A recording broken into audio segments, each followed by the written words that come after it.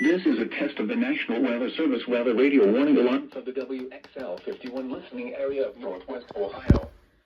During potentially dangerous weather situations, specially built receivers are automatically activated to warn of impending hazard.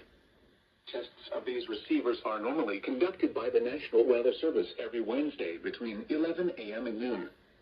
When there is a threat of or existing severe weather in the area, the test will be postponed until the following day. This ends the test of National Weather Service weather radio warning alarm.